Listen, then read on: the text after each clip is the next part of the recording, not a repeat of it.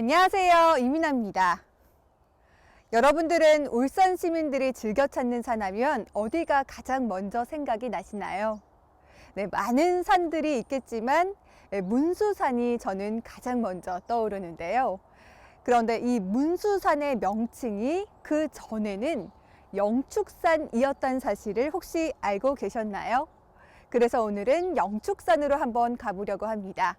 영험한 기운이 가득한 영축산 그 현장 속으로 저와 함께 가보시죠.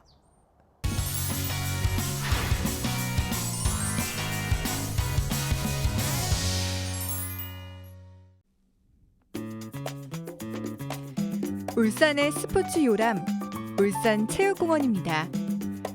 이곳에 있는 축구장과 야구장의 이름이 문수구장인데요.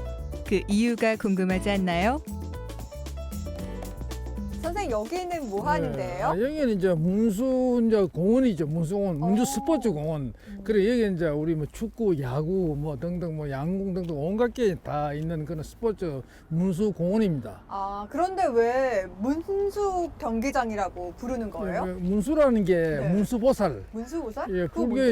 이제 보살 있잖아요. 우리가 참 뭐 관음보살, 문수보살이지. 네. 근데 문수산, 저 옆에 보이는 저 문수산입니다. 저기 흰 탑 보이잖아요. 네. 저 방송 탑 보이는 저게 문수산이고, 그렇지. 옆에는 또 영축산이라고 그러고. 예, 한 600m 되고 요거는 350m고. 그 옛날에는 처음 다 이걸 다 문수, 그러니까 영축산이라 그랬어요. 네. 신라 고려시대까지는 이 산 전체를 영축산, 음. 아주 성스러운 우리 네. 영축산은 불교 성지거든요. 네. 원래 부처님이 이제 뭐 그 원래 평생 수도로 하고 이제 살다 가신 곳이 영축산입니다. 인도에 가면 그 인도 비하르주에 지금 가면 영축산이 있어요. 인도 불교의 성지인 영축산. 울산에도 있었다는 이야기인데요. 이 산의 이름이 나중에 문수산으로 바뀝니다. 왜일까요? 신라가 이제 망하게 됐을 때 네. 신라 마지막 56대 경순왕이잖아요. 그렇죠. 이분이 이제 그러니까 스라버레 잔치를 할 때 흐름한 중이 나타났다고. 네. 스라버레에서. 어떤 중이에요? 그 이제 그러니까 말하자면 이래 불교 세력을 모으기 위해서 어. 스님들이 많이 모이는데 그중에 하나 흐름한 스님이 이제 그 뭐 하는 홀대래서 홀대. 네. 그러니까 당신은 뭐 이래 별 볼 일이 없다 이렇게 생각했는데 그 분이 이제 문수 보살이었어요. 네. 그걸 깨친 거지. 아. 그래 그분이 이제 그 울산 쪽으로 막 이래 가버리니까 따라가지를 못해 막 경순에 따라왔어요. 불렀어요. 뭐 사모 세 네. 번 불렀다고 그러잖아. 사모. 그다음 허곡에 그 스님이 사라져 버렸어. 그래서 헛되게 사라져 버렸다. 뭐 없어져 버리니까 허곡에. 그다음에 또 무구동이잖아. 없을 네. 무자 갈것자 흔적이 없어져 버렸다. 아. 무구동. 그래서 그 이제 막 돌아갈 때는 슬프니까 별을 봤다. 망성이다. 망성이란 말이 있잖아요. 네. 그 설화가 여기 있습니다. 그래서 문수밭에 어디로 갔냐? 이 산 쪽으로 들어가는데 아주 사라져 버렸습니다. 이 문수산으로. 예, 그래서 이제 그 설화가 굉장히 중요합니다. 그 설화 때문에 이제 우리가 울산하고 경주와의 관계를 알 수가 있는데, 네. 그래서 그게 이제 전해오기 때문에 그 문수산 이름 그런 게 다 연관이 되는 겁니다. 경순왕하고. 영축산 속으로 사라져버린 문수보살. 산 이름이 바뀐 이유가 여기에 있었을 법한데요. 영축산이었던 증거가 곳곳에 남아 있습니다.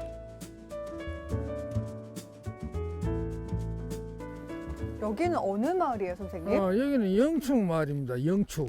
아, 이곳이 영축 마을이에요? 예. 어. 그 윤리, 청양면 윤리 영축 마을. 네. 이 마을이 이제 그러니까 요 영축산 그 아래에 있다고 영축 마을이거든요. 그래서 이제 보시면 이제 요 아래쪽에 영축산이 저기에 있고 네. 영축산. 그다음에 뒤쪽에 오른쪽은 문수산이 있잖아. 문수산이 있고. 와. 그래서 이게 이제 두 산 사이에 있어요. 네. 그래서 옛날에는 이 산도 영축산이라 그랬으니까 문산도 그래서 이 산을 이제 안고 있다. 이 참 아는 듯이 있는 그 마을에다가 안영축이라고 그러기도 해요. 안영축 마을이라고. 그래서 그 이 마을에는 영축산 흔적이 많습니다. 아, 영축 마을이 그러면 이 영축산에서 유래한 이름인 거네요? 예, 그렇죠. 맞습니다. 그 어. 유래가 됐습니다. 문수산 등반길에 늘 만나는 영축마을. 지명의 유래를 알고 나니 더욱 재밌는데요. 2012년 마을 앞론에서 영축사지가 발견돼 많은 사람들의 관심을 끌었습니다.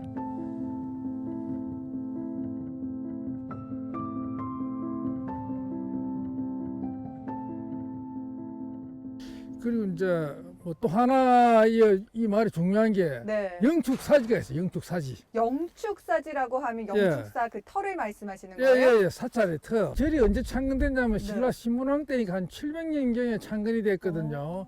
그때 그 원래는 이 자리가 네. 그러니까 굴정현의 현청 자리였습니다. 현청. 음. 현청 자리인데 그 뭐 설화가 있어요. 옛날 네. 뭐 이런 매가 꽁을 쫓아가는데 네. 그 꽁이 이제 우물 속에 숨었어요. 숨어가지고 그 꽁이 이제 매가 내다 보니 우물 안에 꽁이 이제 날개를 펴가 자기 새끼 두 마리를 보호를 하니까 네. 그 매가 불심이 생겨가지고 불심이 생겨서. 최근심이 생겨서 이를 네. 잡아먹지를 안 했다. 어. 그래 그걸 본 이제 세상 충공이 이제 서라벌 충공이 동네 온천에 목욕을 하고 오다가 이제 이 길을 따라 쭉 이리 왔어요. 와가지고 네. 오다가 이걸 봤는 거예요. 그래 그분이 거기다 야 절을 세워야 되겠다. 이게 무슨 시분지의 어떤 뜻이 있는 곳이다. 이래가지고 이제 생긴 절이 바로 이 이제 영축사, 아. 영축사입니다. 인도 불교의 성지 영축산. 그리고 그 이름을 딴 영축사. 이곳에서 신라 불교가 얼마나 융성했을지 그 지명에서도 알 수가 있지 않나요? 그러면 여기 주변에 있는 산을 이제 다 영축산이라고 부르다가 언제부터 저희가 알고 있는 그 문수산을 문수산이다 이렇게 예, 호칭을 이렇게 지명을 정한 걸까요? 예, 그게 이제 조선 초기입니다. 조선 초기에. 조선 초기부터 문수산이다. 예, 그 이제 조선 초기에 그 성종 때 신정동 위성을 편찬을 했는데 그때 그 책부터 이제 문수산이 나와요. 아. 나오는데 그 전에는 이제 영축산이다. 그 영축산이다. 왜냐하면 삼국유사에 일현 스님이 지었잖아요. 네. 고려 충렬왕 때. 그때는 문수산이 안 나오고 네. 영축산으로 나와요. 이 산 전체 다 포함해서 영축산으로 나오니까 그래서 우리 고려 때 말까지는 영축산이고 조선 초에 들어와서 조선부터 문수산이다. 그렇죠, 그렇죠, 그래 되는 거죠. 영축산의 흔적이 다행히 아직 남아 있습니다. 문수산 아래 작은 봉우리. 우리는 이곳을 여전히 영축산이라고 부르고 있습니다.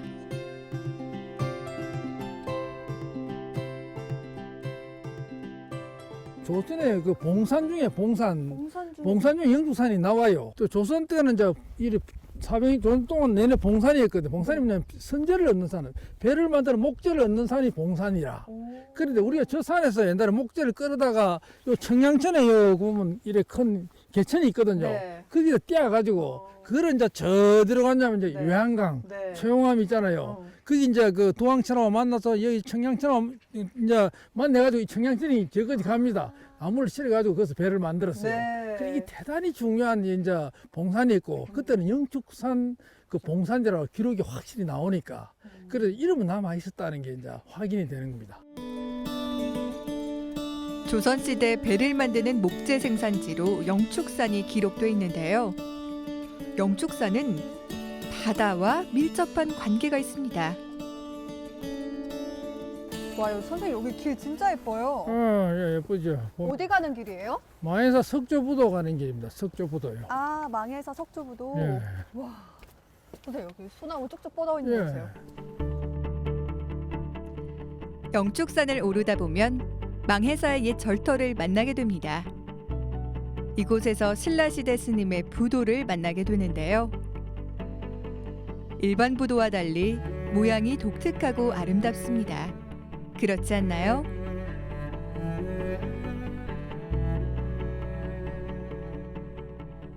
예사롭지 않은 석조부도다라는 생각이 예. 드는데 어떤 부도예요? 예. 근데 이게 이제 엄밀하게 정치명칭은 부도가 아니고 성탑이라고 해요. 성탑. 승탑이라고 해요. 스님의 사리를 모신 탑. 음, 그 성탑이 맞고 네. 뭐 흔히는 부도라고 보통 얘기를 해요. 신라부도. 그렇죠. 네. 그러니까 여기 이제 요 팔각 원당형 요런 부도는 신라부도입니다. 우리가 이제 종처럼 동그란 거 있잖아요. 네. 그거는 이제 조선시대 부도고 요런 부도는 이제 신라부도고. 그런데 이 부도 얘기를 하자면 우리나라 부도 요런 게 한 15, 신라부도가 한 15개쯤 있어요. 15개. 근데 그 중에 3개가 울산에 있어요. 그렇네요. 다 보물입니다. 오, 대단한데? 예, 그리고 요 부도하고 네. 그 다음에 이제 우리가 보물 369호인 그 말하자면 도의국사 부도. 네. 성남사 있잖아요. 음. 그거 있죠. 네. 그 다음에 또 이제 태화사지 부도. 태화사지 부도. 12지상 부도. 보물 441호인데 그것도 아, 울산에 있거든요. 네. 제일 많아요. 울산에서 처용과 관련된 대표적인 유적지는 처용암입니다. 망해사도 바로 처용과 관련된 대표적인 사찰인데요. 외환강으로 서로 연결되어 있다고 합니다.